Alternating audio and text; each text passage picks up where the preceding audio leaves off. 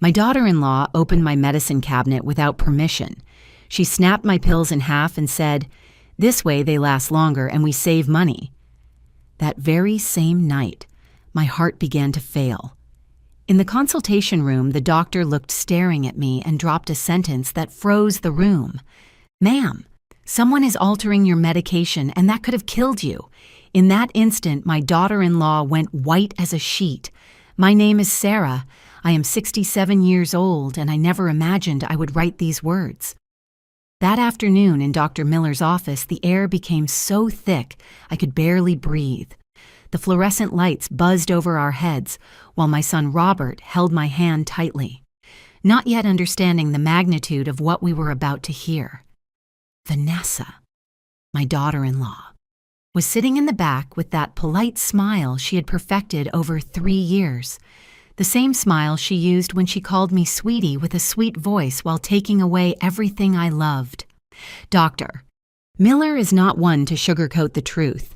She's been treating patients at General Hospital for 30 years and has that direct gaze that makes you feel she is seeing past your skin."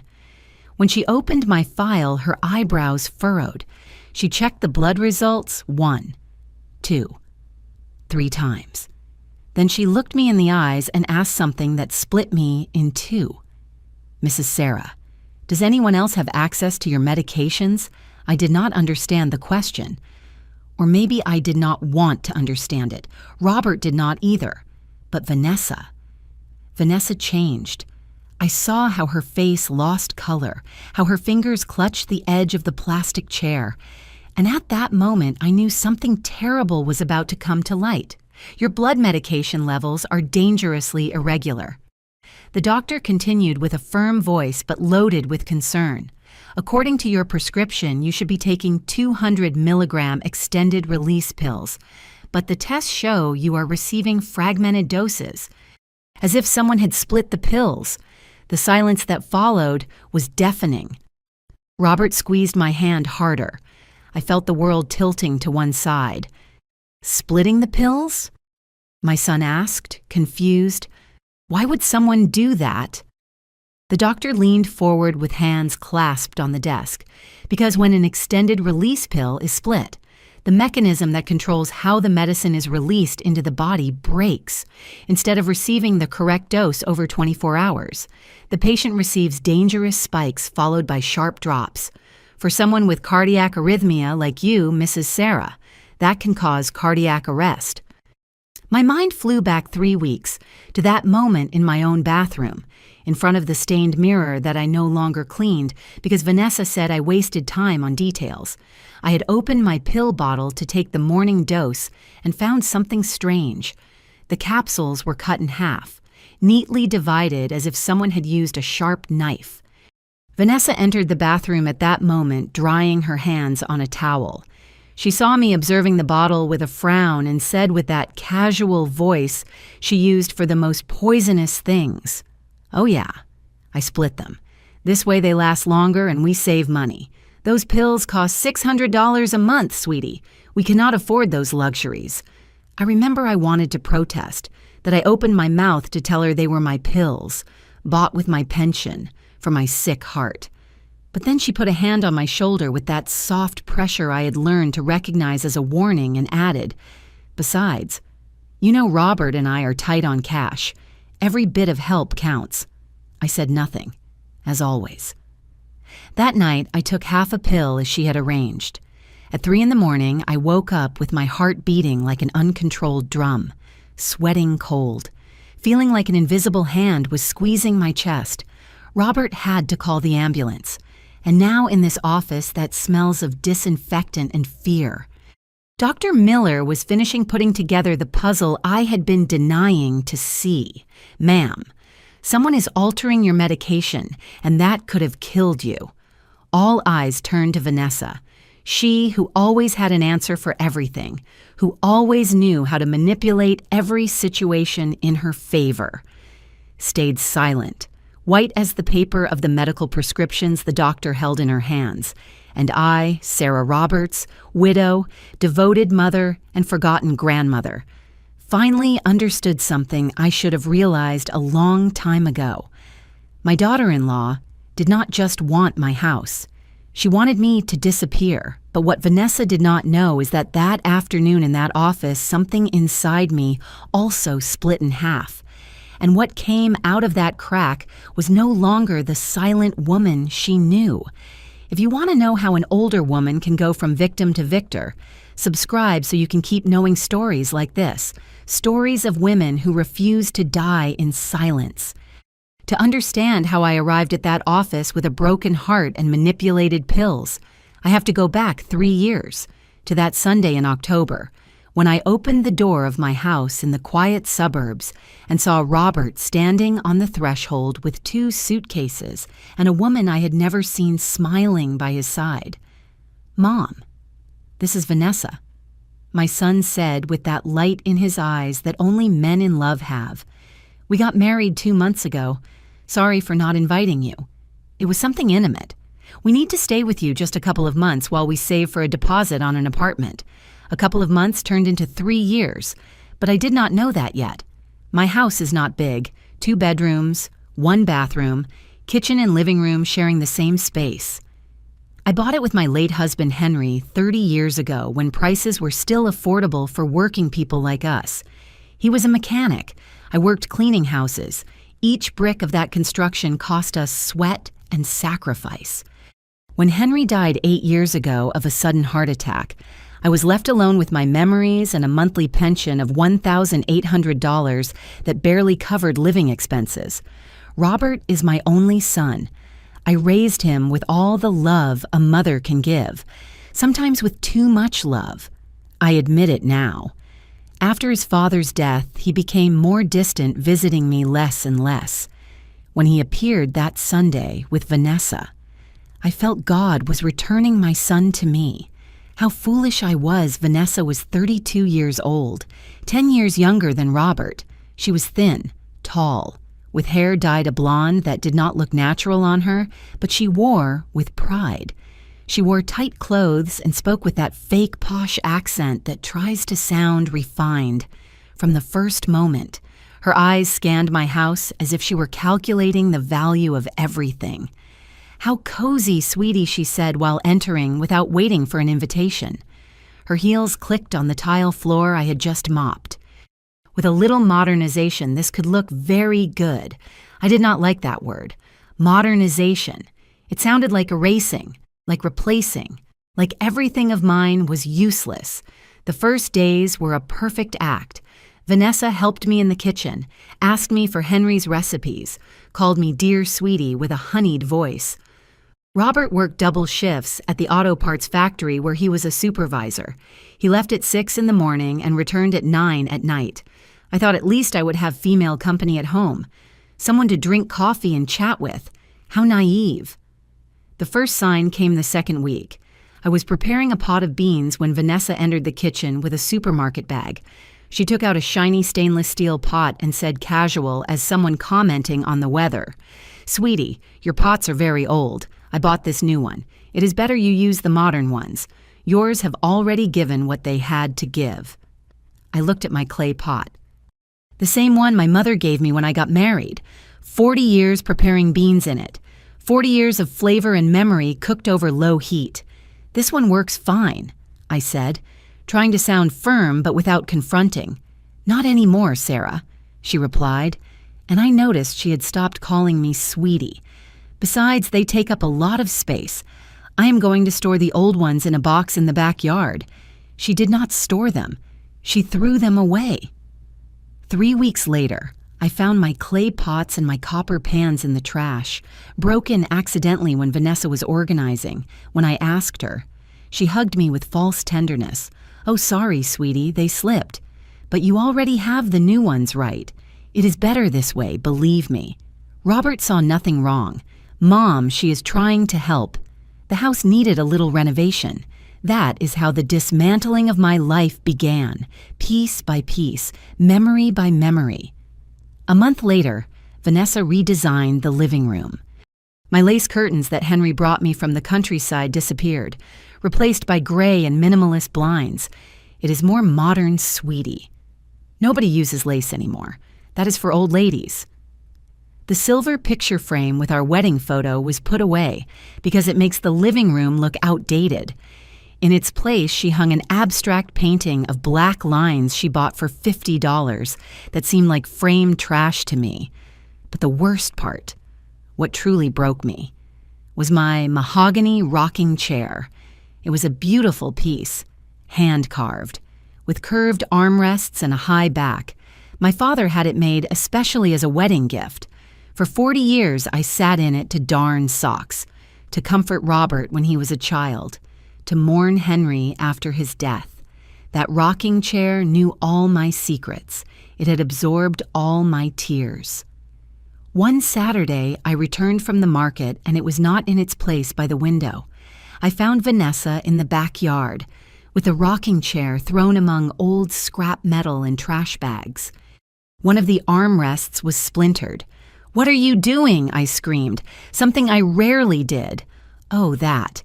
It is just in the way, sweetie. It takes up too much space and is very old. I already bought a new sofa. Minimalist. You are going to love it. That rocking chair was a gift from my father." "Well, your father had very outdated tastes," she replied, wiping her hands on her jeans. "It is time you move on, Sarah. Clinging to the past is not healthy." I cried all night hugging that damaged rocking chair. Robert said nothing when I told him. He just sighed tiredly. "Mom, they are just furniture. Vanessa has good taste. Let her be. She knows about these things." There I began to understand that I had lost something more than a rocking chair. I had lost my son. The 2 months turned into 6, then a year. Every time I asked when they would move, Vanessa had an excuse, that apartments were too expensive, that Robert just had an unexpected expense, that they better save a little more. Meanwhile, my house stopped being mine, and I became a stranger in my own home. But I still had not seen anything yet, because Vanessa not only wanted my house, she wanted me to cease to exist inside it. And little by little, with the patience of a snake, she was achieving it. After a year and a half of living together, I no longer recognized my own house, but the worst was not that. The worst was that I no longer recognized myself. I had become a shadow walking on tiptoes through the hallways, asking permission to use my own kitchen, apologizing for existing. And Vanessa knew it. She enjoyed it. Mornings were my moment of daily torture. I have always been an early riser. Since I worked cleaning houses, I have the habit of getting up at 6. I like to prepare myself a cinnamon coffee as my grandmother taught me, with brown sugar, sit in the kitchen and watch the sunrise through the window. It was my sacred moment, my only space of peace. Until Vanessa decided that moment belonged to her too. One morning I went down to the kitchen and found her there, in a pink satin robe and hair wrapped in a towel. She had moved all my household dishes. The coffee pot I used was stored in the highest cabinet out of my reach. In its place, there was a shiny Italian espresso machine. "Good morning, sweetie," she said without turning to see me pressing buttons on her new machine. "I am going to start preparing breakfast early. Robert needs to eat well before work. You can eat breakfast later, right?" After all, you do not have to go anywhere. I stood there barefoot on the cold floor, feeling how the words got stuck in my throat. You do not have to go anywhere. As if my life had no purpose, as if my days were empty and insignificant. "I also eat breakfast early," I managed to say with a voice barely audible. "Well then, you will have to wait," she replied, beating eggs in my frying pan. "The kitchen is not big enough for both of us to be here getting in each other's way. Besides, I already reorganized everything. Now things are where they should be in my kitchen, where I cooked for 30 years, where I fed my husband and raised my son. Now things had to be where Vanessa decided, but I said nothing. I never said anything. I went up to my room with an empty stomach and an even emptier heart. From the window, I saw Robert leave for work, kissing Vanessa at the door. Neither of them looked towards my window. I was invisible. The unwritten rules multiplied every week. I could not watch TV in the living room because Vanessa was watching her gossip shows. I could not wash my clothes on Sunday because that was Vanessa's laundry day. I could not invite my cousin Leonore for coffee because the house is not up for visitors. The house, which house? The one I paid for with 40 years of work, the one that has my name on the deed. But I did not even dare to say it out loud anymore. The most painful change came when Vanessa decided my bedroom was too big for a single person. One afternoon, I returned from buying bread and groceries and found two men dismantling my double bed, the one where I slept with Henry for 28 years, where Robert was born, where I cried as a widow. "What are you doing?" I asked, with my heart beating against my ribs. Vanessa appeared in the doorway with a smile that did not reach her eyes. "Oh, sweetie, good thing you are here. Look, Robert and I need more space. We are going to take the master bedroom. We set up a single bed for you in the service room. It is smaller, but enough for you, right? After all, you are alone. The service room, the maid's room, a space of 6 by 9 feet, without a window, with a naked bulb hanging from the ceiling. That is where I kept the brooms and old junk. That is where Vanessa considered I should sleep. This is my bedroom," I said, and my voice sounded broken, pathetic. "I slept here with my husband." "Your husband died 8 years ago, Sarah," Vanessa replied, and she used my name as if it were an insult. "It is time you get over that. We are a young couple. We need privacy and space. You should understand." "But Robert," I started to say. "Robert agrees," she interrupted me. "In fact, it was his idea. He is tired of you pretending this house is still yours when clearly it belongs to both of us now. We are your family now." Those words were like acid in an open wound. Robert, my son, wanted me to sleep in the service room, wanted to erase me from the spaces I built with his father. That night when he arrived from work, I waited for him in the living room. I needed to hear it from his mouth. I needed him to look me in the eyes and tell me it was true. "Robert, do you want me to leave my room?" He did not even look at me. He was tired, with his coveralls stained with grease, shoulders slumped. "Mom, do not start. Vanessa and I need our space. We are no longer newlyweds living in your house. This is temporary until we leave. But while we are here, we need to be comfortable." "And me?" I asked, and I hated how weak my voice sounded. "Do I not need to be comfortable in my own house?" There's something changed in his expression, a shadow of annoyance, of being fed up. "See, that is why Vanessa says you are difficult. You always play the victim. We are asking you for a temporary favor and you turn it into a drama. You know what, Mom, grow up. You are no longer the queen of this house." I froze. My son. The boy I rocked when he cried at night. The teenager I defended from bullies at school. The man I supported when he lost his first job. Just told me to grow up, that I was not the queen of my own house. I moved to the service room that same night. Alone. In the dark. Lying on a single bed that smelled of dampness. I heard through the walls how Vanessa and Robert laughed in my bedroom, in my new bed that they had bought without asking me.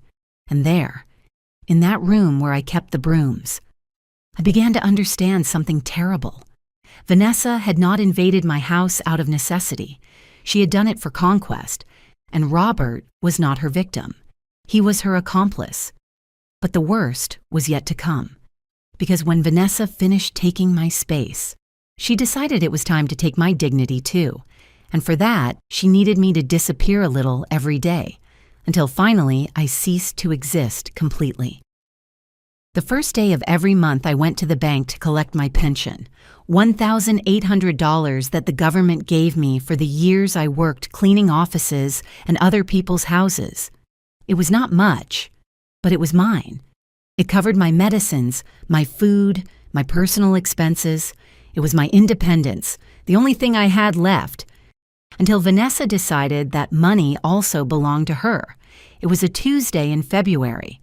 I remember the sticky heat that was already announcing spring. I had just returned from the bank with my envelope of cash when Vanessa intercepted me in the living room. She had a folder in her hands and that smile I had already learned to fear. "Sweetie, we need to talk about money," she said, sitting on the sofa she had bought to replace my old couch. She patted the cushion next to her, like someone calling a dog. "Sit down." I sat down, hugging my purse against my chest, as if that could protect me from what was coming. "Look, I have been doing the math." She opened the folder and took out a sheet full of numbers. "You live here. You use electricity, water, gas. You eat what we buy. It is fair that you contribute, right? But I buy my own things," I said, feeling the floor move under my feet. "I pay for my medicines. I buy my food." "Oh, Sarah, please." She interrupted me, and her voice lost all feigned sweetness. "Your food, you eat what I cook. You use my gas. You dirty the dishes I wash. The electric bill last month came to $300. Do you know why? Because you spend all day with the fan on in that little room where you sleep. $300. I knew it was a lie. Our electric bill had never passed $150, even in the hottest months. But Vanessa had the paper in her hand, the printed numbers, the sure voice of someone who knows she has the power. Besides, there is the water. She continued, pointing to another line on her invented list. "You shower every day. You wash your clothes. And then there is the food. I calculate you eat about $200 a month of what we buy. Vanessa, I buy my own bread, my milk, crumbs." She exploded, and there I saw the real woman behind the mask. "You buy pure crumbs and want us to support you as if you were a queen. Well, it is over, Sarah. Either you pay your share or look for somewhere else to live." The silence that followed was like a punch in the stomach. Look for somewhere else to live. In my own house. In the house Henry and I built brick by brick. How much I asked, and I hated myself for sounding so weak. "Half of your pension," she said, as if it were the most reasonable thing in the world. $900. It is what is fair. With $900 from my $1,800, I would have $900 left. My heart medicine costs $600. That left $300 for transport, for any emergency. It was impossible. It was suffocating. It was robbery. But I looked at those cold and calculating eyes, and I knew that if I refused, Vanessa would find a way to make my life even more miserable, or worse. She would convince Robert that I was a burden they should get rid of. "Okay," I whispered, and I felt something inside me break, definitely. Vanessa smiled, satisfied like a cat with a trapped mouse. "I knew you would understand. From now on, every first of the month, you give me your money. I will manage everything, don't worry, manage. What a pretty word to say. I will control every last dollar that belongs to you." That month, I handed over my envelope, the next one too, and the next. Meanwhile, I watched how Vanessa bought new clothes at the mall, how she got her nails done every week at the salon for $50 a session, how she ordered delivery food from expensive restaurants because she was too tired to cook, all with the money I handed her as tribute for existing in my own house. But the biggest humiliation did not come from the numbers. It came from the words. It was a Saturday afternoon. Vanessa had invited 3 friends to lunch. I was in my little room reading an old magazine when I heard their voices in the living room. They spoke loudly, laughing scandalously. Curiosity made me approach the door. "No, seriously, girls," Vanessa was saying between loud laughs. "I live with my mother-in-law, and it is a nightmare. The old lady spends all day doing nothing, just wasting electricity and food. And why don't you kick her out?" One of her friends asked. "Oh, because Robert is very good, very noble. But I already told him, either your mom cooperates or she leaves. Now she gives me half her pension every month. Something right." The laughter that followed pierced me like knives. She called me the old lady.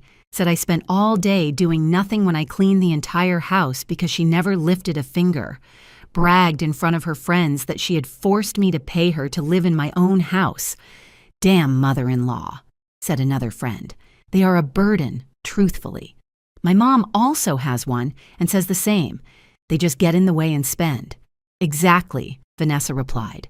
But well, at least I have her controlled. I give her enough for her meds, and that is it. The rest I keep because honestly, I do work. I work putting up with her. They laughed. They all laughed at me while I was 10 feet away, hiding like a thief in my own house, feeling how every word made me smaller, more insignificant, more invisible. When Robert arrived that night, I tried to talk to him. I told him what Vanessa had said, how I felt, how much it hurt to pay for a roof that was already mine. He did not even look up from his cell phone. Mom Vanessa works all day maintaining this house. It is normal she is stressed and vents with her friends. Stop spying on conversations that are not for you. Works all day, I exploded, and my own voice surprised me. Vanessa does not work. She spends all day watching TV while I clean. I cook what little they leave me. I wash. Enough. Robert interrupted me, and in his tone there was something new, something hard, almost cruel.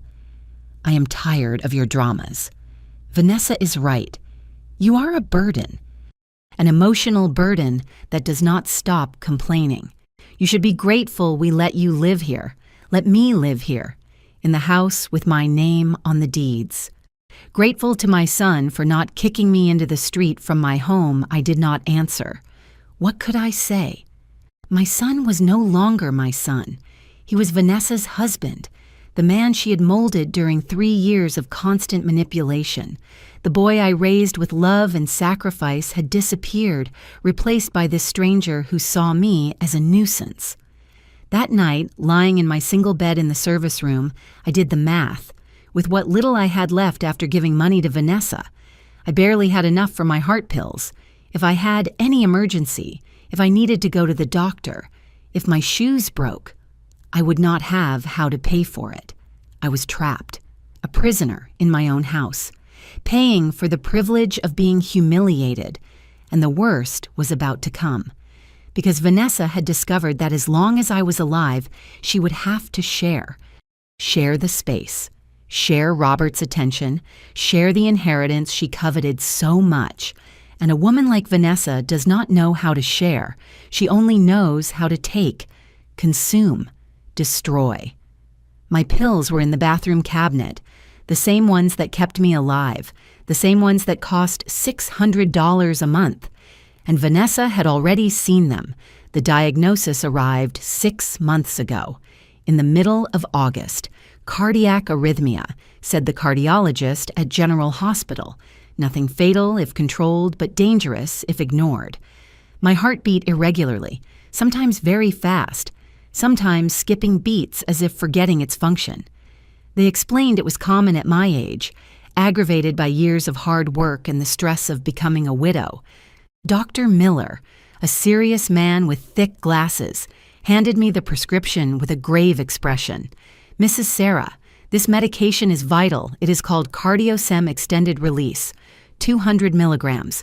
You must take it exactly as indicated. 1 complete capsule every 24 hours.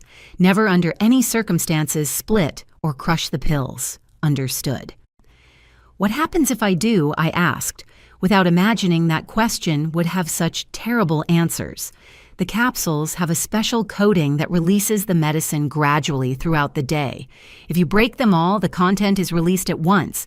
It can cause a dangerous drop in blood pressure, severe dizziness, or in your case, worsen the arrhythmia until causing cardiac arrest.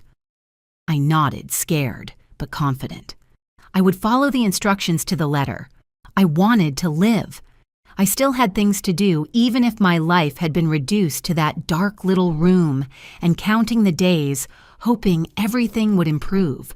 The prescription cost $600 per box, enough for a month. It was almost all of what I had left after paying Vanessa, but I had no choice. Without those pills, my heart would turn into a time bomb. When I arrived home that day with the pharmacy bag, Vanessa was in the kitchen eating imported cookies that cost $10 a pack. She saw me enter and her eyes immediately nailed onto the bag. "What did you buy?" she asked with that casual tone she used when she was calculating something. "My medicines. I have a heart problem." She got up and snatched the bag from my hands before I could react. She took out the box, read the price on the sticker. I saw how her expression changed, how her eyes narrowed doing mental numbers. $600, she said, whistling softly, each month. That is $7,200 a year just on pills. I need them to live, I replied, extending my hand to recover my box. She held it out of my reach, studying it as if it were a valuable object. "Do you really need a whole pill every day? It seems like a lot. Surely half is enough. That way they last you 2 months instead of 1. You save $600. The doctor said I cannot split them." "Doctors always exaggerate," she replied with a smile that did not reach her eyes. "They want to sell more medicines. It is a business. But we are not rich, Sarah.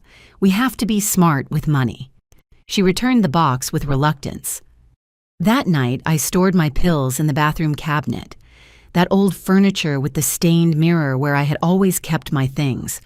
I thought they would be safe there. How foolish I was. The first 3 months, everything went well. I took my pill every morning. My heart stabilized. The dizziness disappeared. Dr. Miller was satisfied with my progress.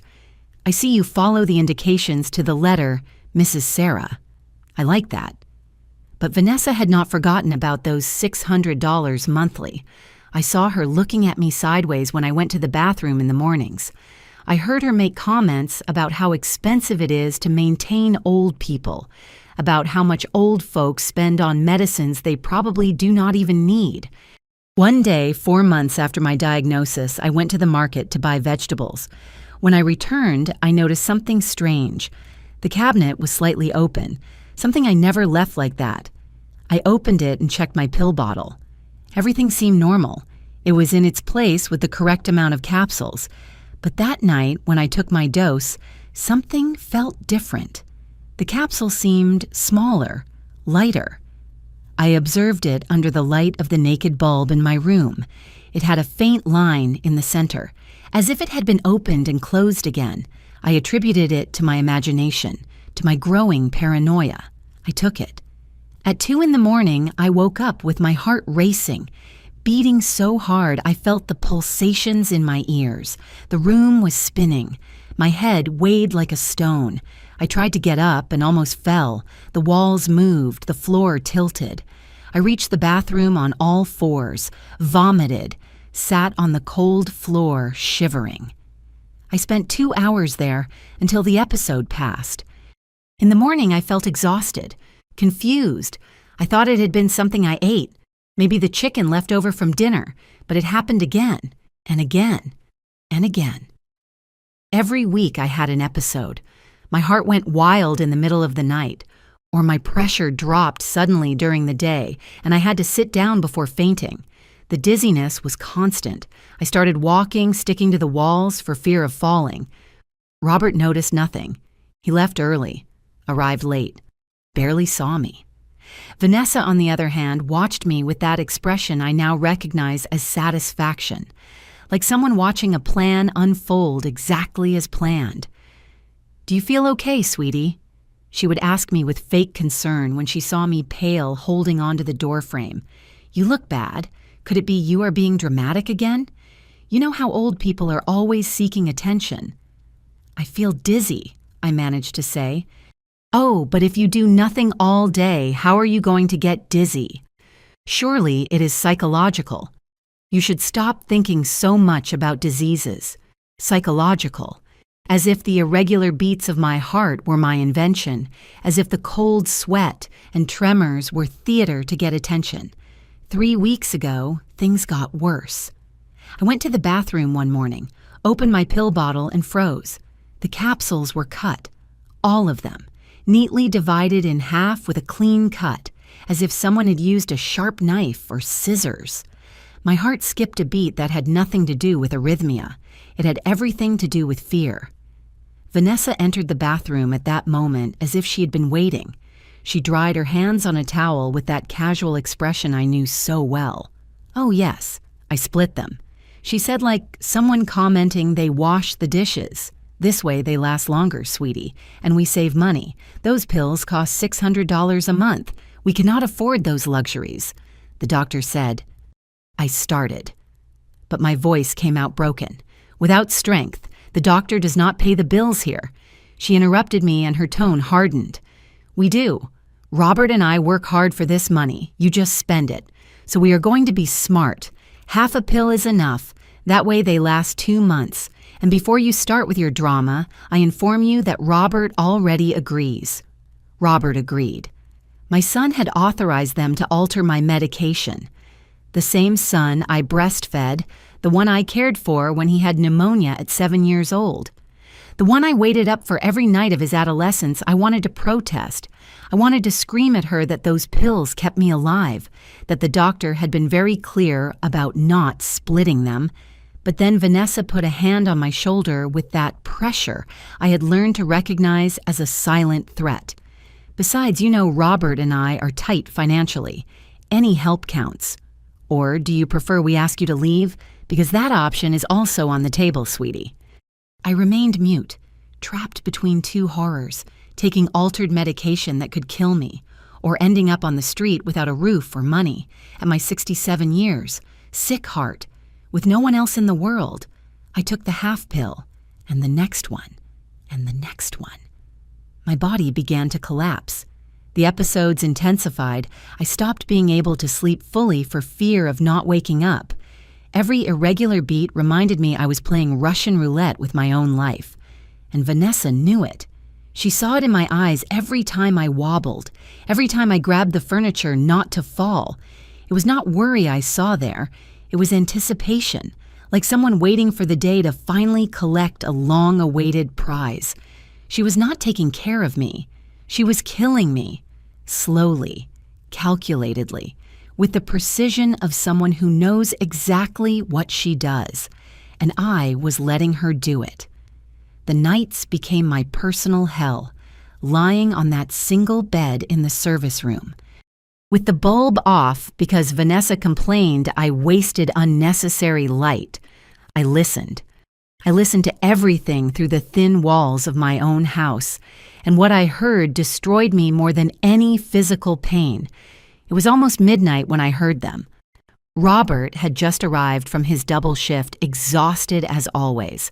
I heard his heavy steps in the hallway, the squeak of my old bedroom door opening, then Vanessa's voice, soft and manipulative like poison wrapped in honey. "My love, we have to talk about your mom." I remained motionless, holding my breath. My heart beat irregularly as it always did lately, but now for a different reason, for fear of what I was about to hear. "Not now, Vivi. I am dead tired," Robert replied with a hoarse voice. "It is important. Look, I know she is your mom and you love her, but we have to be realistic. She is dramatizing all this about her illness." Silence. A silence that seemed eternal to me. "What do you mean?" my son finally asked. "That she is exaggerating her symptoms to get attention. Old people do that, love. My grandmother was the same. She invented pains so we would all be attentive to her. Your mom does the same, but the doctor said she has arrhythmia." Of course she has arrhythmia. Vanessa interrupted him, and I could perfectly imagine her expression, that mixture of feigned patience and condescension. But it is not as serious as she paints it. Have you seen how suddenly she gets dizzy when she wants us to pay attention to her? How she always feels bad precisely when we are having a moment alone? I had not thought about that. Robert said, and in his voice I detected doubt. My son was doubting me. Well, think about it. She has turned this house into a hospital where she is the eternal patient and we are the nurses. I cannot take it anymore, Robert. I arrive tired after shopping, cleaning, cooking for the three of us, and she is lying down complaining of dizziness. Dizziness from what if she does absolutely nothing. I wanted to scream. I wanted to tear through that wall and show my son the truth, that I cleaned what she dirtied, that I cooked my own food because she had forbidden me from using her kitchen at convenient times, that I got dizzy because her hands had altered my medication. But my voice did not come out. I stayed there, paralyzed in the dark, listening to how Vanessa wove her web of lies around my son. Besides, she continued, and her voice became softer, more intimate. I think she is faking so we do not leave. She knows if she is very sick, you will never dare to look for our own place. It is emotional manipulation, love, and it is working. I do not know Vivi. She is my mom, and I am your wife. She replied, and now her tone had an edge. Who is more important, the woman with whom you build your future, or the woman who already lived her life and now only wants to control you? Because that is what your mom does. Robert. She controls you with guilt. The silence that followed lasted an eternity. I was trembling, sheets pressed against my chest, praying to God my son said something, that he defended me, that he remembered who I really was. You are right, Robert finally said, and those 3 words went through me like bullets. She has been very demanding lately, always with complaints, always playing the victim. Exactly, Vanessa said, triumphant. And about her pills, did you see how dramatic she got when I told her to split them to save? As if $600 were nothing. Do you know how much we spend on the house every month? More than $3,000. And she complains about contributing $900. Yes, it is true. Pills are expensive. They are expensive because she insists on buying name brand. I told her there are generics that cost half, but no. She wants the expensive ones. And then says, she has no money. Please. That was a lie. Pure lie. Doctor. Miller had explained to me that that specific medication had no generic version, that those $600 were the standard price. But Vanessa lied with such conviction that even I, who knew the truth, almost came to doubt. And what do you suggest? Robert asked. And in his voice there was no longer resistance, only fatigue and resignation, that we set clear limits, that we make it clear to her that this is our house now, that we make the decisions. If she does not like it, she can look for another place. She has her pension. She can rent a little room somewhere. As if I were trash you throw out when it gets in the way. As if 67 years of life, 40 of marriage, 30 of paying for this house meant nothing. I do not know if I can do that, Vivi. She is still my mother. Love. And now Vanessa's voice became sweet again, seductive. I know you have a good heart. That is why I love you. But your kindness cannot turn into weakness. Your mom is taking advantage of you. Of us. And if we do not put a stop to it now, this will never end. Do you want us to spend our whole lives locked up here, waiting for her to die so we can live in peace, waiting for me to die? She said it just like that, without beating around the bush, without shame. And Robert did not protest. He did not say, do not speak like that about my mother. He said nothing. Let me think about it. He finally murmured, there is not much to think about love. Either your mom changes her attitude and stops making drama, or we will have to take difficult decisions for us, for our future, after that silence. Then sounds I did not want to identify. My son and his wife in my bed, in my room, discussing my future as if I were a problem to solve, an obstacle to remove. I stayed awake all night, eyes open in the dark, feeling how every word I had heard buried itself deeper in my chest. My son, the child born from my body, who suckled from my breast, who learned to walk holding onto my hands. Believed I was a manipulator, believed I exaggerated my illness, believed I deserved to be thrown into the street. The following nights were worse because now I could no longer not listen. Every nightly conversation between them was a new stab. Your mom left dishes in the sink again. I do not know why we give her a roof if she cannot even clean up after herself. Sarah ate some of the chicken I had saved for our lunch tomorrow. She is used to taking what is not hers. Did you see your mom went out without warning? Surely she went to gossip with the neighbors, to cry to them about how badly we treat her. She is a busybody. And Robert just nodded. Or worse, added his own complaints. You are right, she is becoming impossible. I noticed it too. Every day she is crankier. I think we are going to have to talk seriously with her. Every night I died a little more. Not from the heart, although that also failed. I died from the certainty that my son had chosen to lose me. That Vanessa had not had to try very hard to convince him that I was not worth it. One early morning, after a particularly cruel conversation where Vanessa suggested that maybe my convenient illness would disappear if they forced me to move, I had a panic attack. My heart accelerated to levels I had never experienced. The room walls spun. I felt I was drowning, that I was dying. I managed to drag myself to the hallway. I held onto the wall, trying to reach their door to ask for help. I fell to my knees halfway there. Help! I whispered, but my voice did not come out.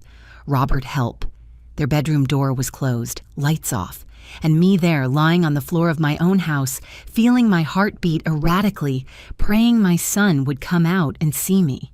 No one came out. No one heard. Or worse, they heard and decided to ignore me. I managed to drag myself back to my room.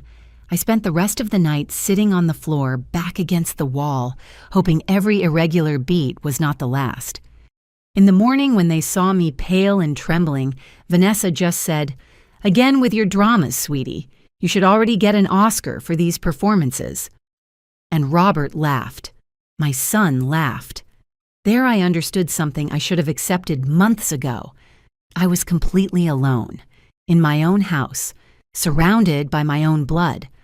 I was more alone than if I lived on the street. The question was no longer if Vanessa wanted me to disappear. The question was how much longer I could survive her plan. And the answer, with my split pills and my heart failing every night, was not much. It was a Thursday night when my body finally gave up. I had spent the whole day feeling strange, as if I were floating outside my own body. The dizziness was constant. My vision blurred every time I stood up. But I said nothing.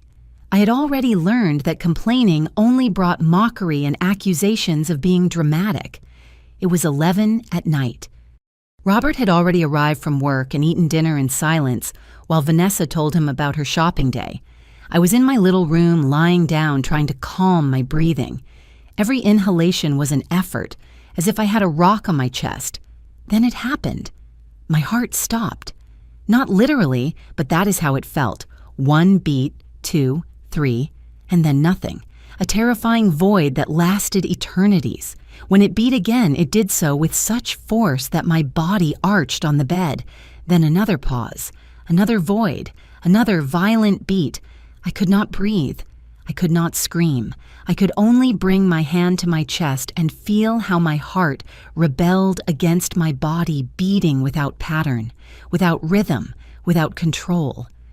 I managed to fall out of bed. The thud against the floor echoed in the house. I heard hurried steps. My room door flew open and Robert appeared, eyes wide with panic. "Mom!" he shouted, kneeling beside me. "What is wrong?" I could not answer. I only pointed to my chest, eyes full of tears that were not only from physical pain, but from the relief of seeing my son finally look at me with real concern. Vanessa appeared behind him in a satin robe and a face of annoyance. What happened now? Call an ambulance. Robert ordered, holding my head. His voice trembled. "Quick, Vanessa." I saw the hesitation in her eyes. For an eternal second, Vanessa looked directly at me, and I saw the naked truth in her expression. She was calculating if it was worth calling for help or if it would be better to let nature run its course. Vanessa Roberts shouted, and she blinked, breaking the spell. I'm going, always so exaggerated. she murmured while taking out her cell phone. The following minutes were a blur of pain and terror. My heart continued its erratic dance, beating wildly and then stopping. I sweat cold. My lips went numb. Robert cried, holding my hand, repeating, "Hold on, Mom, hold on." The ambulance arrived in 15 minutes that seemed like hours. The paramedics entered with their equipment. They put oxygen on me, monitored my heart. I heard technical words I did not understand. Severe arrhythmia, fibrillation, unstable. They loaded me onto the stretcher. Robert got in the ambulance with me, face decomposed. Vanessa stayed at the door of the house, arms crossed, watching me leave with an expression I could not decipher, but which was not exactly concern. In the general hospital, they took me straight to the ER. Doctors and nurses moved around my stretcher like organized ants. They connected me to machines that beeped constantly. They injected me with something that made the world become blurry and distant. When I woke up, it was already early morning. I was in a hospital bed connected to a cardiac monitor, emitting regular beeps.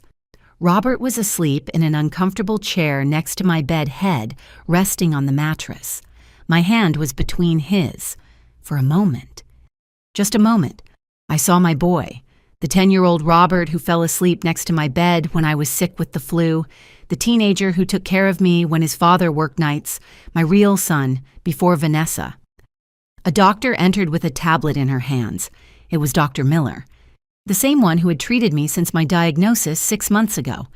Her expression was serious, worried. "Mrs. Sarah," she said softly, waking Robert with the sound of her voice, "I need to ask you some important questions." Robert sat up immediately, rubbing his eyes. "Is my mom okay?" "She is stable now. But what happened last night was very grave. She had episodes of ventricular tachycardia.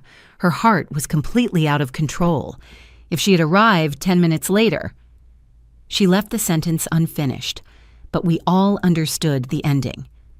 "But she has her medication," Robert said, confused. "She takes it every day." "That is precisely what worries me," Dr. Miller replied, looking directly at me.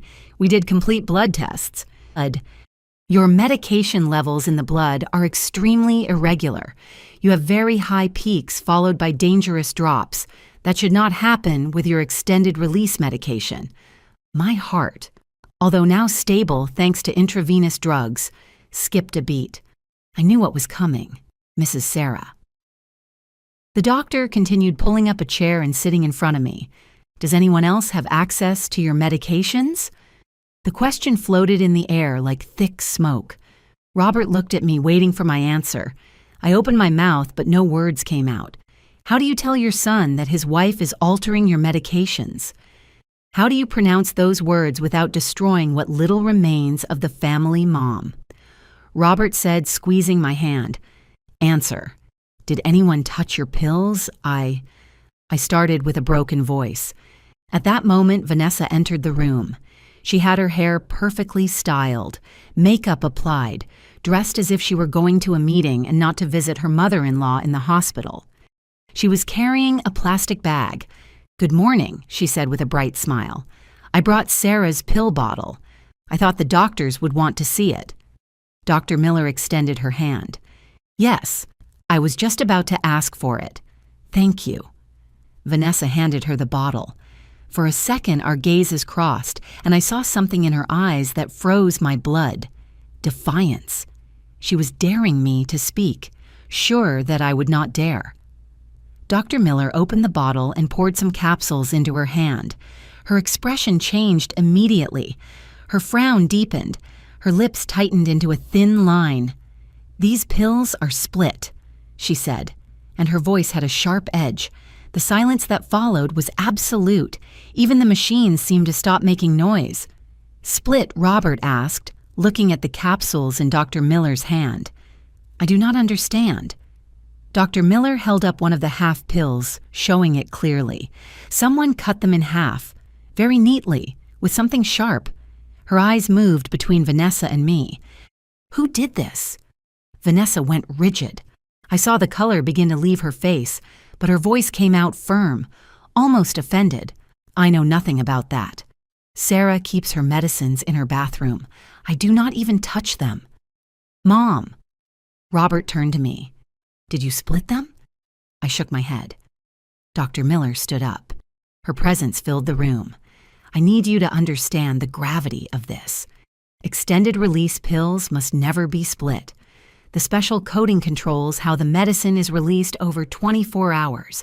When that coating is broken, all the content is released at once. And what does that mean? Robert asked, although his voice was already trembling because he knew the answer would not be good. It means that instead of receiving a stable dose all day, Mrs. Sarah received massive doses followed by periods without medication. For someone with her heart condition, that is like playing Russian roulette. Every dose was a bet on whether her heart would hold out or not. The oxygen in the room seemed to evaporate. Robert let go of my hand and stared at the split pills in Dr. Miller's palm as if they were evidence of a crime, because they were. But that means? My son started to say, and I saw his brain working, connecting the dots he had been ignoring for weeks. That means someone could have killed her. Dr. Miller nodded gravely. What happened last night was not a normal arrhythmia episode. It was a direct reaction to misadministered medication. Mrs. Sarah was lucky her heart resisted. Another person with her condition would not be here anymore. Vanessa took a step back, bumping into the wall. Her hands trembled slightly, but her expression remained one of calculated indignation. You cannot be insinuating that This is ridiculous. Sarah probably split them herself and now wants to blame me. She always does this. She always plays the victim. Mom. Robert turned to me with eyes shining with held-back tears. Tell me the truth. Who split your pills? I looked at my son, then at Vanessa. She returned my gaze with those cold, defiant eyes. In her expression, I clearly read the message. If you speak, you lose your son forever. He will believe me, not you. But something had changed inside me. Maybe it was the closeness of death. Maybe it was seeing Robert finally paying attention to me. Maybe it was simply that I had nothing left to lose. Vanessa, I said, and my voice came out firmer than it had sounded in months. Vanessa split them 3 weeks ago. She told me that way they would last longer and we would save money. Lie, Vanessa shouted, and her mask finally began to crack. She is lying. Robert, your mother, is inventing things to separate us. But Robert was not looking at her. He was looking at me. And in his eyes, I saw something I had not seen in years. Doubt about Vanessa. Finally, after so much time, my son was questioning his wife. Is it true? Robert asked, turning to Vanessa. Did you split my mom's pills? I just wanted to help, Vanessa stuttered, and her voice lost all its previous security. The pills are very expensive, Robert. $600 every month. I thought with half it would be enough. That we would save. You thought, Robert replied.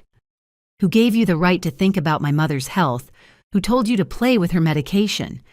You, Vanessa replied, recovering some of her venom. You said your mom was a financial burden. You said she spent too much. You said we needed to save. I was just doing what you wanted. The room fell silent again. Robert stood paralyzed with those words nailing into his conscience. I saw the exact moment my son understood his own complicity. Dr. Miller cleared her throat, breaking the moment. I need to be very clear about something. What was done here was not an innocent mistake by someone who wanted to save money. It was criminal negligence that endangered my patient's life. It was not negligence, I said, surprising myself with the firmness of my voice. I told her the doctor had said I could not split the pills. I explained they were extended release. She knew. All eyes turned to Vanessa.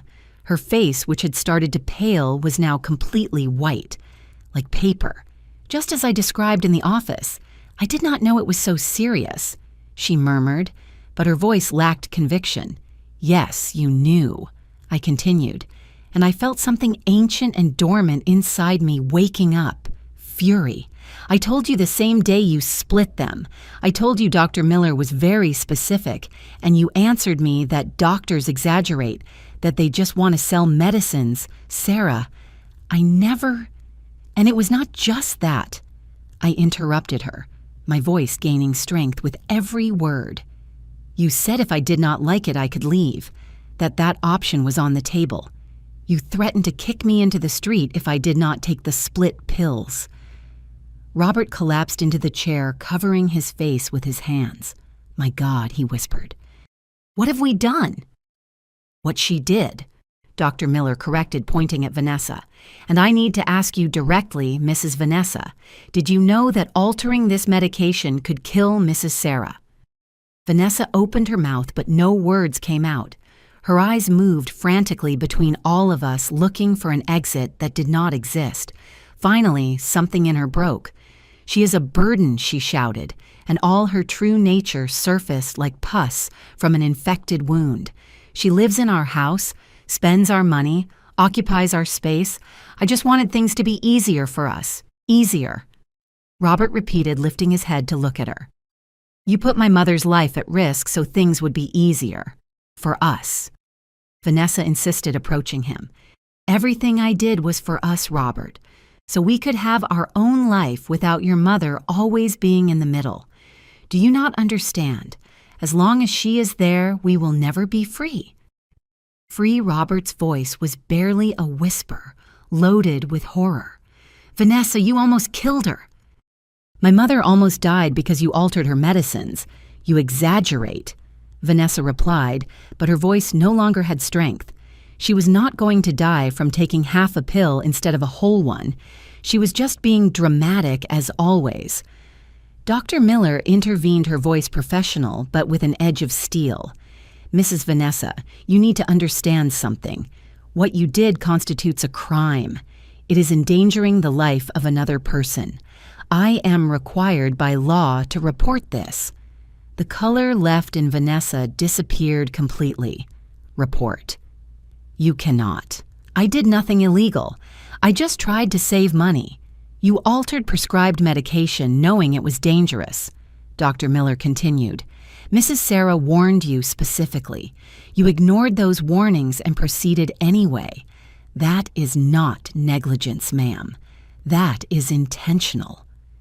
Robert Vanessa turned to my son with desperation. Tell them they are wrong. Tell them I would never do something like that. You know me. You know I love you. That I love our life together. But Robert was not looking at her. He was looking at me.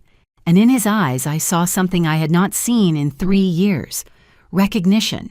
Finally, after so much time, my son was really seeing me. Mom, he said with a broken voice, forgive me. God forgive me for not believing you, for not defending you, for letting this get so far. Tears began to roll down my cheeks. They were not tears of sadness, but of relief. My son had returned. Late.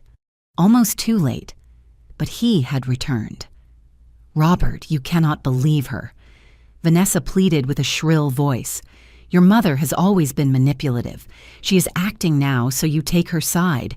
It is what she has always done. Shut up, Robert said, and his voice was cold as ice. Just shut up, Vanessa. I do not want to hear your voice anymore. Vanessa recoiled as if she had been slapped.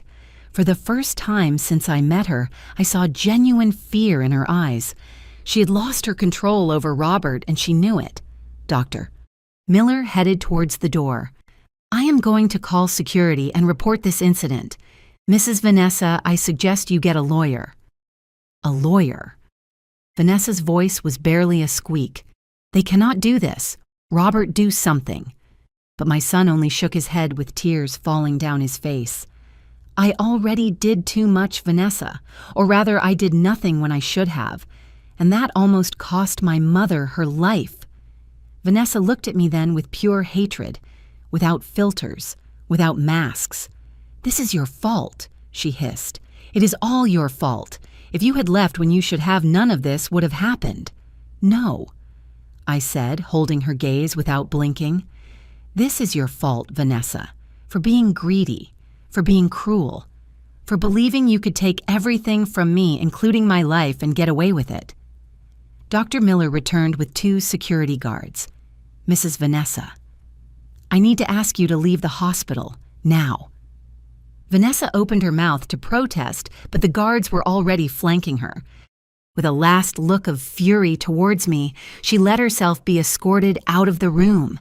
Her expensive perfume was left floating in the air as evidence of her poisonous presence. When the door closed behind her, Robert collapsed.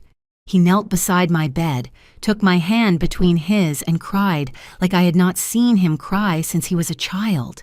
"I am sorry, Mom," he sobbed. "I am so sorry.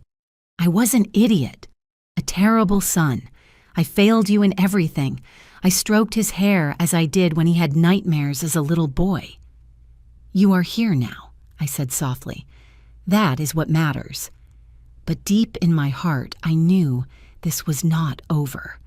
Vanessa had shown her true face, yes, but a woman like her would not give up so easily, and I had to make sure she could never hurt anyone again. It was time to stop being the victim. It was time to fight. They kept me hospitalized 3 more days, 3 days of constant monitoring, of adjusting my medication with controlled intravenous doses, of allowing my heart to relearn to beat with the correct rhythm. 3 days in which Robert did not leave my side, sleeping in that uncomfortable chair, bringing me water, apologizing every hour as if words could erase 3 years of abandonment. I forgave him. Of course I forgave him. He was my son. But forgiveness does not mean forgetting, and every time I closed my eyes, I saw the split pills. I heard the nightly conversations where he had agreed with every cruelty of Vanessa. A mother's love is unconditional, but trust once broken needs more than apologies to rebuild. The second day, while Robert had gone down to the cafeteria, I received an unexpected visit. The door opened and my cousin Linda entered, with her leather briefcase and that elegant bearing that had always characterized her. Linda was 62 years old. She was a lawyer specializing in family law, and we had not seen each other in almost 2 years because Vanessa had found 1,000 excuses to prevent her from visiting. "Sarah," she said, and her voice broke seeing me connected to all those machines. She approached and hugged me carefully, not to disconnect any cables. I found out from a neighbor. I came as soon as I could. I cried in her arms. I cried everything I had not been able to cry in 3 years. All the accumulated pain, all the stored humiliation. Linda held me in silence, letting me empty all that anguish. When finally I calmed down, she sat in the chair Robert had been occupying and took a notebook out of her briefcase. Her expression had changed from family concern to professional concentration. "Tell me everything," she said, "from the beginning, and do not skip anything." I told her every detail, the gradual invasion of my house, the loss of my bedroom, the money they forced me to pay, the constant humiliations, and finally the split pills and the veiled threat to kick me out if I did not obey. Linda wrote fast, her sharp eyes shining with something I recognized as professional fury. When I finished, she closed her notebook with a dry snap. "Sarah, what Vanessa did is not only morally reprehensible, it is legally actionable," she said, leaning forward. "We are talking about financial abuse, psychological abuse, and most gravely endangering your life by altering your medication. That is a criminal offense." "I do not want to get Robert in trouble," I said immediately. "Robert is an adult who made decisions," Linda replied firmly, "and now he has to face the consequences. But I am not talking about him. I am talking about you, about protecting you, about ensuring this never happens again." She took more papers out of her briefcase. "First, that house is yours. It has your name on the deed. No one, absolutely no one, can force you to share it or pay to live in it. Second, the money they took from you monthly constitutes theft. You have the right to recover it. Third, we need a restraining order against Vanessa. a restraining order, so she cannot approach you or your property. She already demonstrated she represents a real danger to your life, Sarah. Dr. Miller already made the official report. That is solid evidence. The idea terrified me and liberated me at the same time. And Robert, if I kick Vanessa out of the house, does my son also have to leave? Linda sighed. That is a decision Robert will have to take, but you need to set clear limits. No more invasions, no more abuse. Your house, your rules. If he wants to stay, it will be under your terms, not hers. I am afraid, I admitted. Afraid of being alone. Robert is all I have left. Being alone is better than being accompanied by someone who wants to destroy you, said Linda, taking my hand. And you are not alone. You have me. You have neighbors who love you. You have a life that deserves to be lived with dignity. At that moment, Robert returned with a coffee in his hand. He stopped seeing Linda, and something in his expression told me he knew exactly why she was there. Cousin Linda. He greeted with a tense voice. Robert. She replied with professional coldness. I was just talking to Sarah about her legal options. My son paled. Mom, please do not do this. I already understood. I know I was wrong. Vanessa and I will separate. She will leave. I will stay. And everything will be like before. It cannot be like before, I said softly. Robert, I almost died, and you agreed with everything she did. You said I was a burden, that I dramatized, that I needed to grow up. He collapsed into a chair, head between his hands. I know, and I hate myself for that. But I was blind, Mom. Vanessa manipulated me, made me believe things that were not true. Now I see it clearly. And what guarantees you will not be blinded again? Linda asked. What guarantees that in a few months, when your mother forgives you and lowers her guard, resentment won't return for having to take care of her? That another Vanessa won't appear? I am not like that, Robert protested. I love my mother. Love is not enough when trust has been broken, Linda replied. Sarah needs legal protection, needs to ensure her house, her money, and her health are protected from everyone, even from you. The silence that followed was dense and painful. I saw my son processing Linda's words, understanding finally the magnitude of the damage caused. What do you need me to do, Mom? He finally asked with a small voice. Tell me what you need, and I will do it. I looked at Linda. She nodded, giving me permission to speak. I need Vanessa out of my house immediately with a restraining order. I need them to return all the money they took from me these 3 years. And I paused because this next part hurt more than anything. I need you to look for your own place, too. Robert lifted his head abruptly, eyes full of tears. Are you kicking me out? I am not kicking you out, I said, and my own voice trembled. I am letting you go. You are 42 years old, Robert. You need your own space, your own life. And I need to recover mine. I need to be Sarah again, not just your mother, not just someone's mother-in-law, me. But I want to take care of you, then take care of me by visiting me, calling me, being present in my life without living my life. I said with firmness I did not know I had. Taking care of me does not mean appropriating my space. It means respecting it. Linda took documents out of her briefcase. They discharged me on Monday morning. Linda picked me up from the hospital because Robert had to be at work, and honestly, I needed someone by my side who did not carry the weight of 3 years of guilt. My cousin drove in silence towards my house, her leather briefcase in the back seat full of documents that would change everything. As we approached the suburbs, I felt my heart race, but this time not from arrhythmia. It was fear mixed with something more powerful, determination. During 3 days in that hospital connected to machines that kept me alive, I had had time to think, to remember who I was before becoming the shadow hiding in the service room. Are you ready? Linda asked when she parked in front of my house. I looked at the modest facade of my home.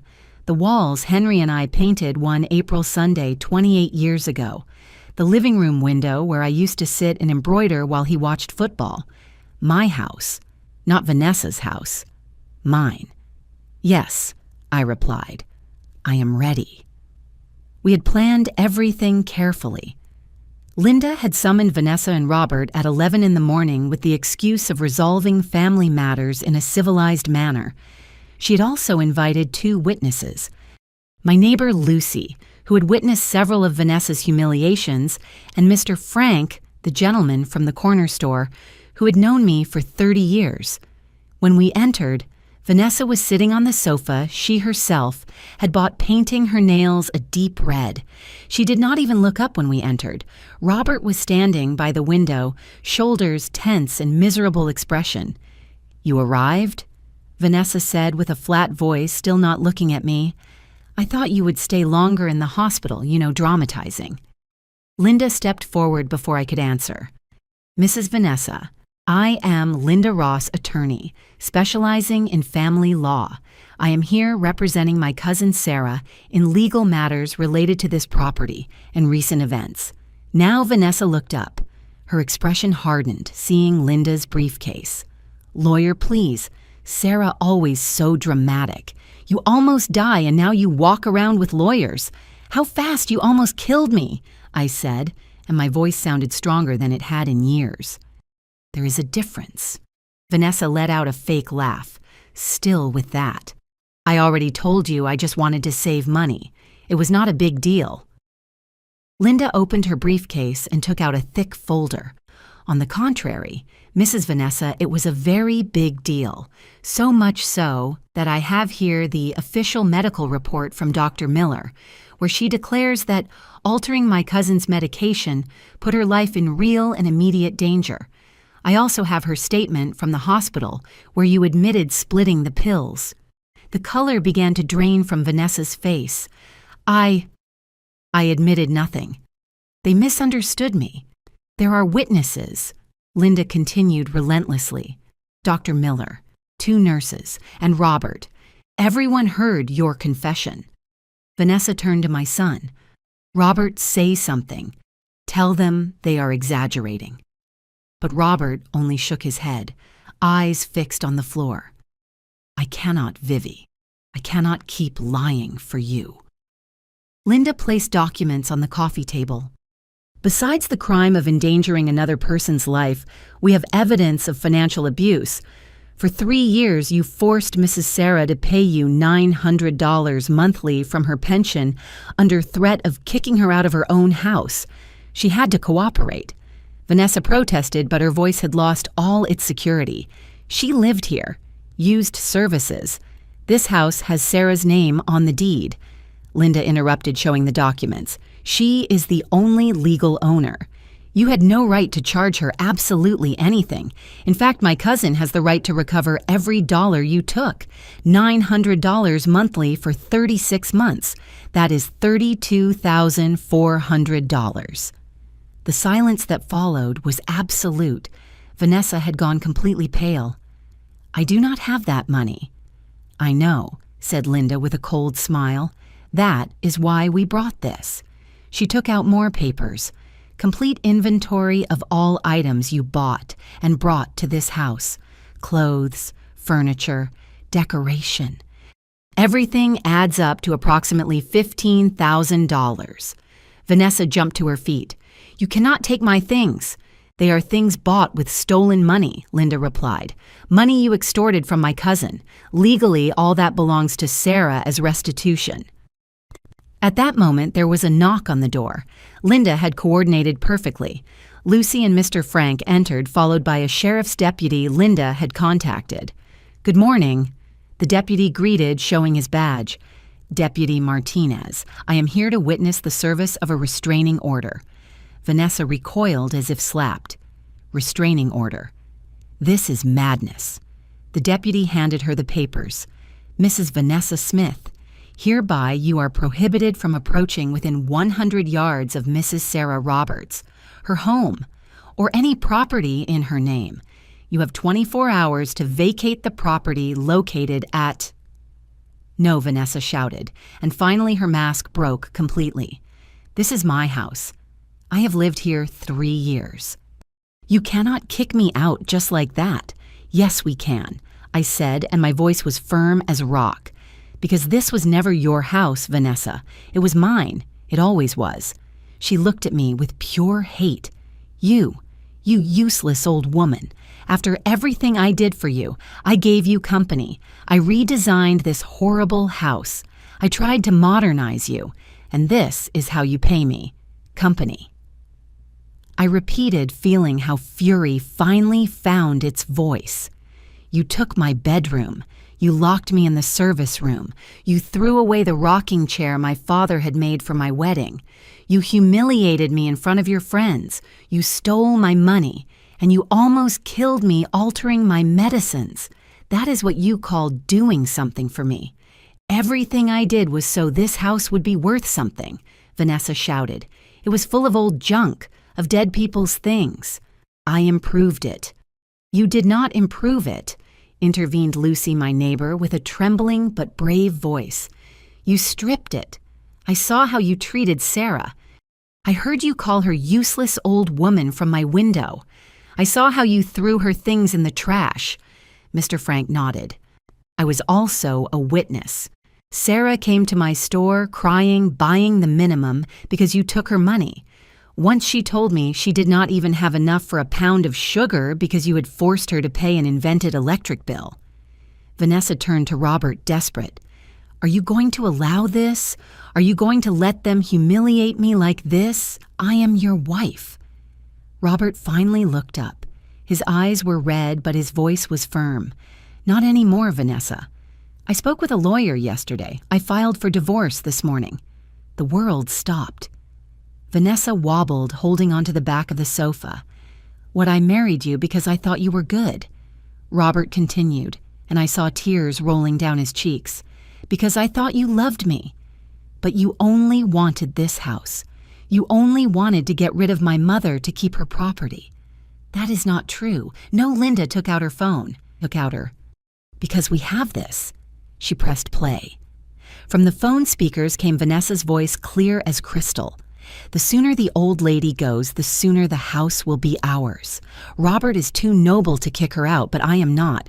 I am going to make life so miserable for her that she herself decides to leave. And if not well at her age, and with that sick heart, nature can help a little." It was a recording of a phone call. Vanessa talking to someone, probably her sister. I do not know how Linda got it, but there it was. The irrefutable evidence of her intentions. Vanessa collapsed on the sofa, completely defeated. That was taken out of context. There is no context that justifies wishing death on someone, said the deputy. "Ma'am, I suggest you cooperate with the voluntary eviction. Otherwise, we will proceed legally, and this will get much more complicated for you." I looked at that woman who had turned my life into a hell for 3 years. That woman who had slept in my bed, eaten at my table, breathed my air, all while planning my disappearance, and I felt nothing. No fury, no sadness, just relief that it was finally over. "You have 24 hours, I said calmly. "You can take your clothes and personal items. Everything else stays as payment for what you stole from me. And if ever you approach me or my house again, I will make sure the criminal lawsuit for attempted homicide goes forward." Understood, Vanessa looked at me with eyes full of hate. "You are going to regret this. You are going to die alone in this miserable house. No one is going to love you. No one is going to visit you." "I prefer to die alone and in peace," I replied, "than to live accompanied by someone who wants to kill me." The deputy escorted Vanessa out of the living room to pack her things. Robert approached me with a decomposed face. "Mom, you also have to leave," I said softly but firmly. "Not today, not tomorrow, but soon. You need your own space, and I need to recover mine." Are you kicking me out? I am freeing you. Both of us. I took his hand. I love you, Robert, but I cannot live with you after everything that happened. We need time. We need to rebuild our relationship from zero without either living under the other's roof. My son cried in my arms like the child he once was. And I cried too, not out of sadness, but liberation. Because finally, after 3 years of being invisible in my own house, I had recovered my voice. And this time, no one would take it from me again. Vanessa left my house 24 hours later with 3 suitcases full of clothes and an expression of hate that could have burned everything in its path. I watched her from my living room window. My living room. While she put her things in a taxi, she did not take the expensive furniture she had bought, nor the abstract paintings, nor the Italian espresso machine. All that stayed as part of the payment of the $47,000 she owed me. Robert helped her load the suitcases.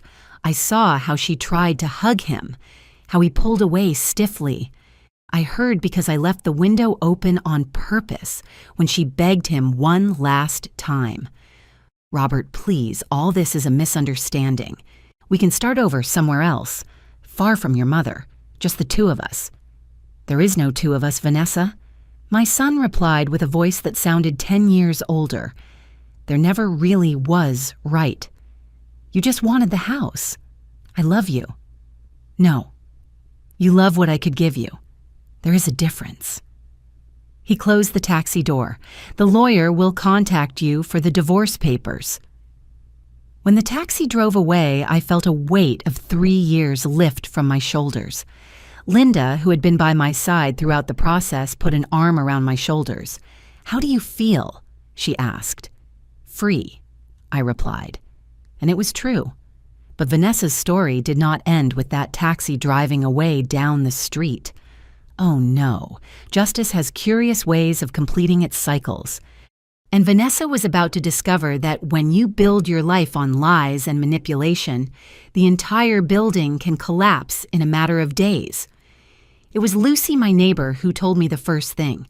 3 days after the eviction, she came to visit me with sweet bread and coffee like in the old times before Vanessa forbade me from having visitors. Sarah. "You are not going to believe what I found out," she said with eyes shining with fresh gossip. "Remember Vanessa's sister Daisy, the one who always came in that brand new car?" I nodded. Daisy had visited the house several times, always dressed in expensive clothes, always bragging about her perfect life. Well, it turns out Vanessa owed her money, lots of money. Daisy lent her $5,000 a year ago for Vanessa to invest in a business. Obviously, there was no business. Vanessa spent it on clothes and outings. Lucy took a sip of her coffee, and now Daisy is furious because she found out everything that happened. She demands her money back immediately. And does Vanessa have that money? What do you think? Lucy laughed. The crazy woman spent everything on appearances. She does not even have enough for rent on a room. But that was not all.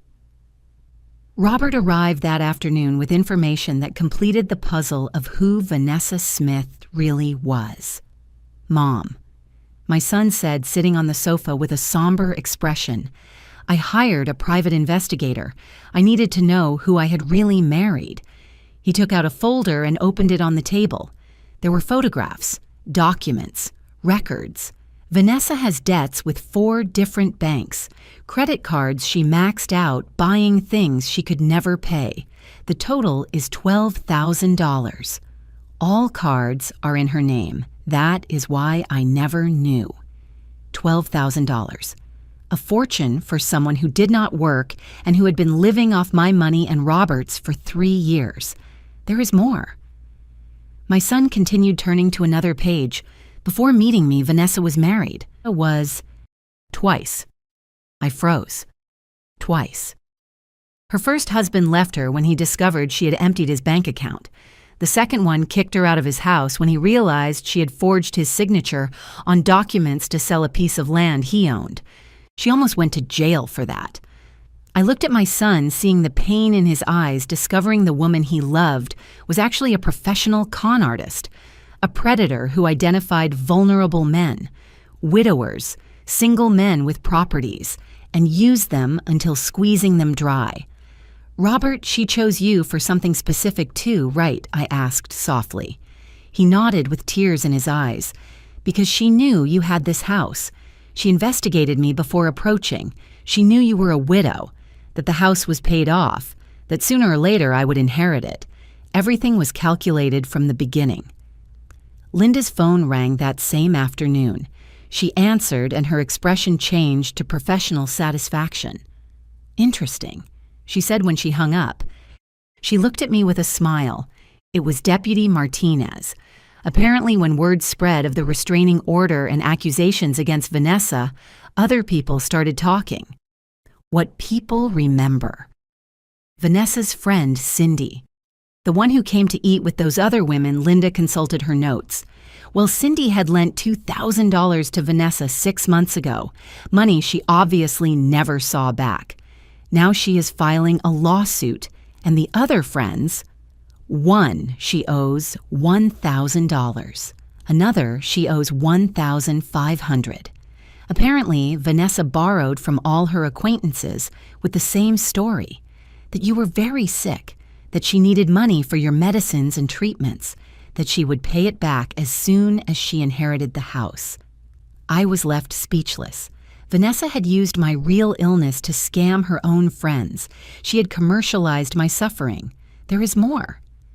Linda continued, almost enjoying delivering every piece of information. The gym Vanessa went to. She owes 4 months of membership, the nail salon, 3 months, the boutique where she bought clothes. She has pending bills for $3,000. Vanessa had lived like a queen, but with borrowed money, stolen and never paid. And now without the house she coveted so much, without the husband who maintained her lies, without the roof that gave her respectability, her whole house of cards was collapsing. A week later, Robert came with the final news. Mom, they found Vanessa. We're living in a rented room in Skid Row, the cheapest place she could find. $150 a week, shared bathroom. He paused. Her sister Daisy filed a formal lawsuit.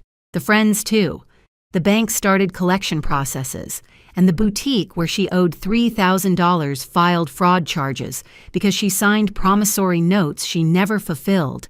And she is desperate. She called me yesterday, crying, begging me to drop the divorce suit. She says if we stay married, we can sell this house and pay all her debts, that we can start over. And what did you tell her? That this house was never mine to sell, that it is yours, and that if she tries to approach you or this property, I will personally ensure she goes to jail. My son looked at me with a mixture of pain and pride. I told her I learned from the best, from my mother, who finally found her voice and her strength. 2 weeks later, Linda arrived with the final document. She placed it on the table with a smile of satisfaction. The criminal lawsuit for endangering your life proceeded. The judge considered the evidence, the medical report, the altered pills, the recording of the phone call, and issued a sentence. What kind of sentence? 2 years in prison suspended under probation. That means she will not go to jail immediately, but if she commits any other crime in the next 2 years, she will serve the full sentence. Besides, she has to pay a fine of $5,000 to the state and the $32,400 she stole from you. She does not have that money, I said. I know. That is why the judge ordered the seizure of her assets. The problem is, Vanessa has no assets. The only thing of value she owned was the expensive clothes she bought with your money, and that is already here. Linda leaned back on the sofa. Basically, Vanessa Smith went from living in her own house in the suburbs with a hard-working husband and all comforts to living in a cheap room with debts of over $50,000 criminal record and no way to pay them, all because she wanted more than what corresponded to her. I murmured. All because she believed she could destroy someone without consequences, corrected Linda. A month after Vanessa left, Mr. Frank told me he had seen her. She was at the flea market, Sarah selling used clothes on the ground. That expensive clothes she always wore now, she is selling for $5 or $10 a piece, trying to gather money to pay even a fraction of what she owes. The image impacted me. Vanessa, with her expensive heels and blonde dyed hair, already showing dark roots, sitting on the market floor, on a mat, selling the same dresses she had bought with my stolen money.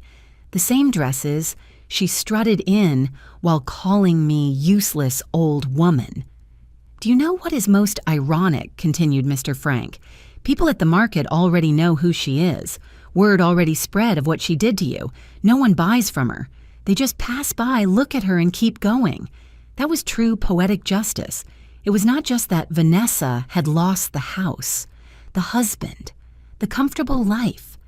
It was that she had lost something more valuable in a community like ours, her reputation. In our neighborhood where everyone knows everyone, where stories pass from neighbor to neighbor, Vanessa Smith had become synonymous with betrayal and cruelty. The ladies who formerly admired her now crossed the street not to greet her. The friends who formerly lunched with her now sued her. The merchants who formerly sold to her on credit now demanded payment in advance. Robert kept his word. He moved 2 months later to a small but own apartment across town. He came to visit me every Sunday, brought sweet bread, helped me with minor repairs in the house. Our relationship was rebuilding, slowly, honestly. "Do you know what I learned from all this, Mom?" He told me one Sunday while we drank coffee in the living room. "That true love is not imposed, it is respected. Vanessa isolated me from you, made me believe loving you meant choosing only her. But that was not love, it was control. And now you understand the difference," I said, squeezing his hand. "And now I understand I almost lost my mother for a woman who never really loved me, who only saw in me a means to an end." The last I heard of Vanessa was 6 months after the eviction. Linda called me with the news.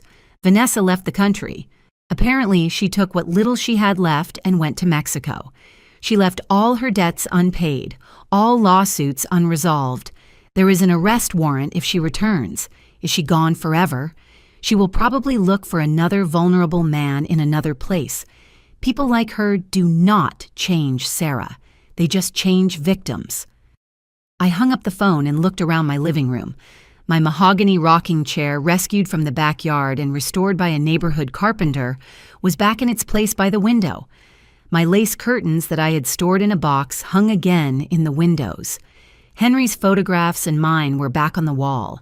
My house had returned to being my house.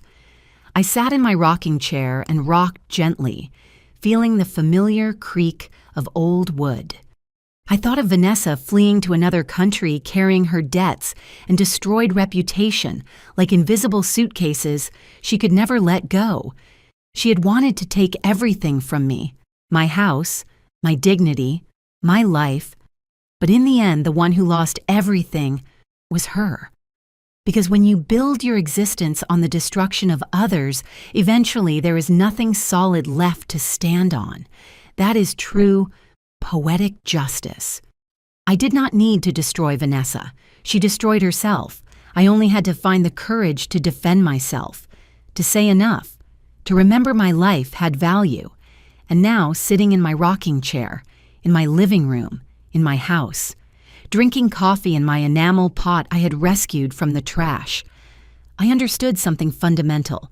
The sweetest revenge is not destroying who hurt you. It is surviving them. It is recovering. It is living well while they carry the consequences of their own actions. Vanessa left with empty hands, fleeing her debts and shame. I stayed with everything that really mattered: my home, my dignity, and the certainty that never again would I let anyone turn me into a prisoner of my own life. 8 months have passed since Vanessa left my house with her 3 suitcases and her hate. 8 months since I recovered my life.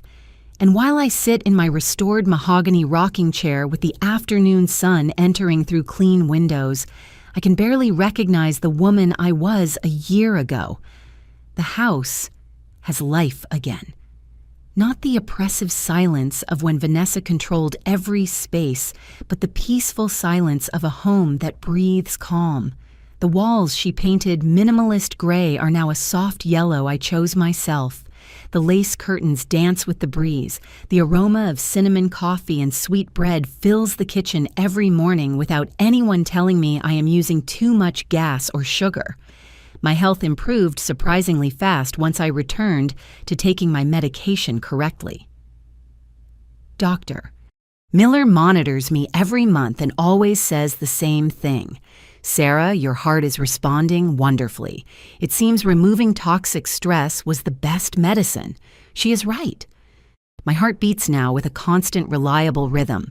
The dizziness disappeared. The cold night sweat left.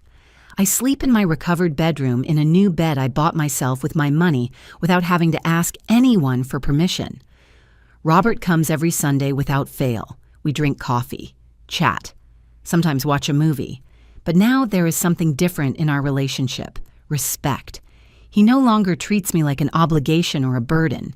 He treats me like what I am, his mother, but also an independent woman with her own life.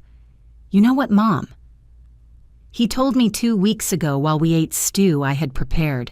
I never told you directly, but I am proud of you, of how you defended yourself, of how you did not allow Vanessa to destroy you. She almost succeeded, I admitted. Almost. But the key word is almost. Robert took my hand. You taught me it is never too late to recover your voice. I was 42 years old and let someone manipulate me. You were 67 and found the strength to fight. That inspires me. My son is in therapy now. He is working on understanding how he allowed Vanessa to manipulate him, how he lost sight of his own values. It is a slow, painful process, but necessary, and I am proud of him for facing it. Linda became more than my lawyer cousin. She became my close friend, my confidant. She comes to visit me every week sometimes just to drink tea and chat. Other times she brings cases of other older women who are living situations similar to mine. Sarah, she told me a month ago, would you mind talking to a lady I know? Her name is Rachel. Her daughter-in-law treats her very badly, but she is afraid to say something because she does not want to lose her son. That is how something I never imagined began.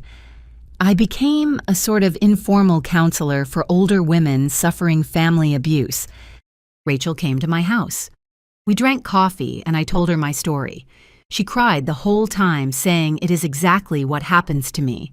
I explained what Linda had taught me, that being afraid is normal but love should not hurt, that children can love their mothers without allowing their partners to mistreat them, that it is never too late to set limits. 3 weeks later, Rachel called me. She had confronted her daughter-in-law with legal support. She had recovered the money they had taken from her. Her voice trembled with emotion. Sarah, I did it. I found my voice, like you found yours. Since then, other women have come. Grace, 70 years old, whose son-in-law treated her like a servant.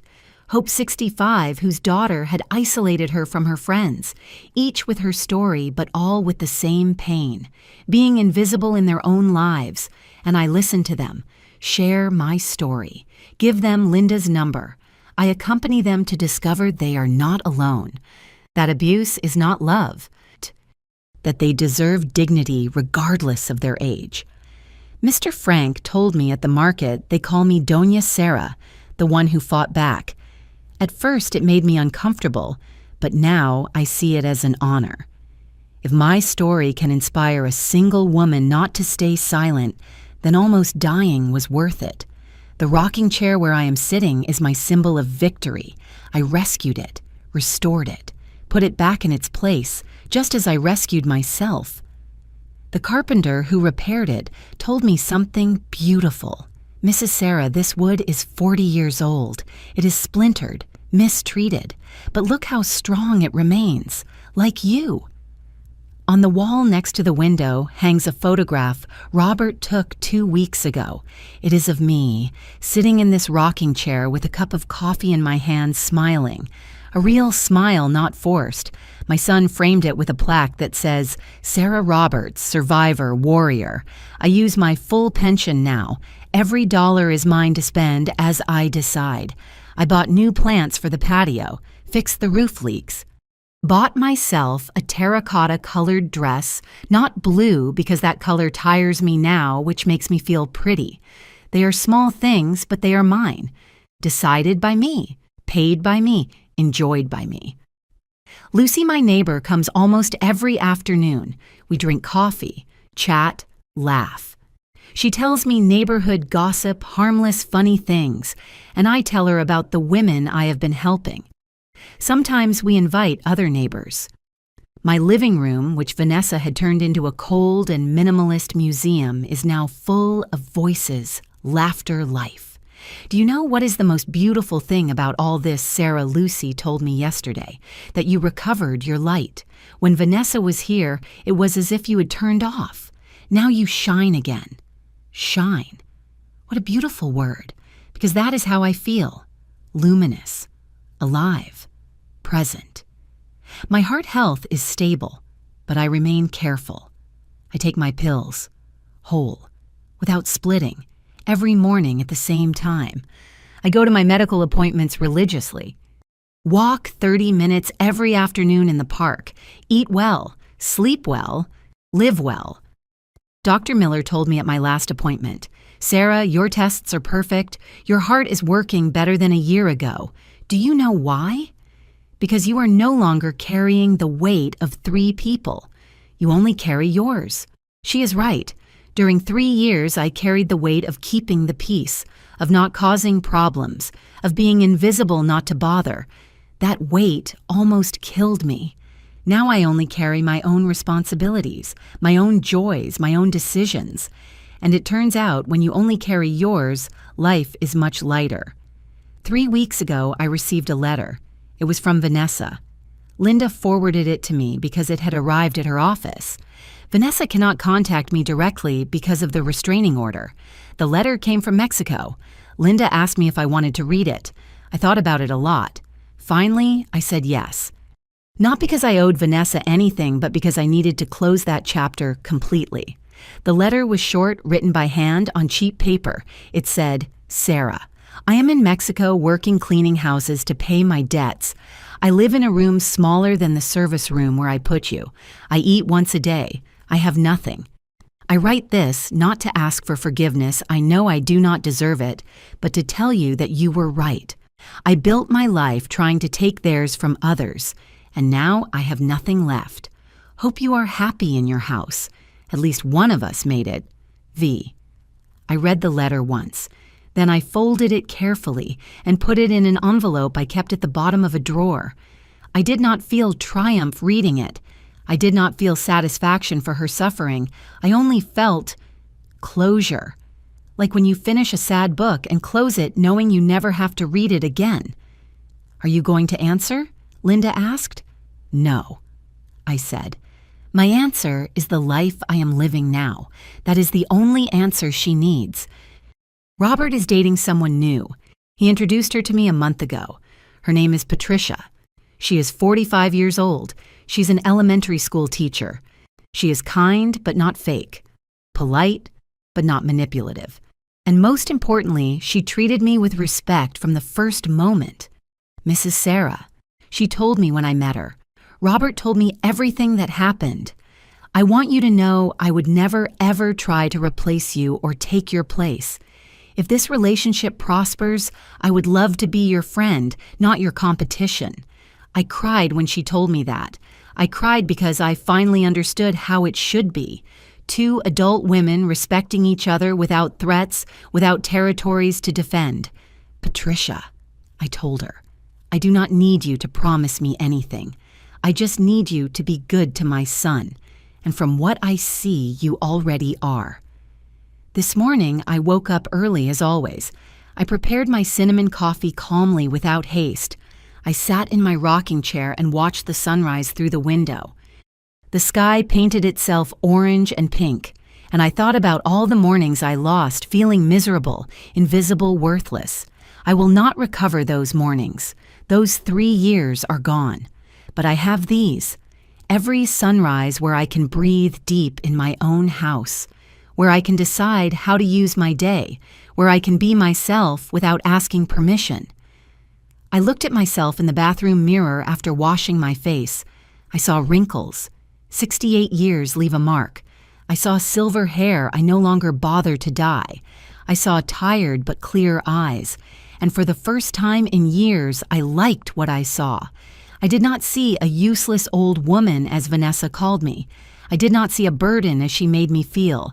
I saw Sarah Roberts, widow, mother, survivor, warrior. I saw a woman who almost lost everything but refused to lose the most important thing, herself. Now, while the sun sets and the house fills with that golden afternoon light, I tuck myself in my rocking chair with a blanket over my legs and a book in my hands. It is a book about brave women who changed history. Linda gave it to me with a dedication. For Sarah, who changed her own history. I hear the familiar sound of the key in the door. It is Robert arriving for our Sunday dinner. He brings Chinese food, my favorite, and his genuine smile. "Hi, Mom," he says, kissing my forehead. "How was your week?" "Good," I reply. Very good. And it is true, it was good. Like all my weeks now, because I learned something every woman should know regardless of her age. Your life belongs to you. Your space belongs to you. Your dignity belongs to you. And no one, absolutely no one, has the right to take them from you. It took me 67 years and almost dying to learn it, but I learned it. And now I dedicate my days to ensuring other women do not take so long to discover it. Because true wealth is not in the houses you own or the money you keep. It is in the capacity to look at yourself in the mirror and recognize the woman you see. It is in being able to breathe deep without fear in your own home. It is in knowing you survived, that you recovered, that you found your voice when everyone expected you to stay silent. That is me now, Sarah Roberts, 68 years old, survivor, warrior, free. And this time, no one will take that from me. Never again. If this story touched your heart, if it reminded you it is never too late to recover your life and your dignity, leave me your comment. Tell me, where are you listening from? Have you lived something similar or know someone who needs to hear these words? Your story matters as much as mine. And together, all voices that were once silenced, we can create a choir impossible to ignore. Like if you believe respect has no age and subscribe to keep sharing stories of life, of struggle, and of women who refuse to disappear. Because we all deserve to live with dignity. We all deserve to be seen. And we all deserve a second opportunity to shine. Remember, true freedom begins the day you decide your life is worth more than the peace of others.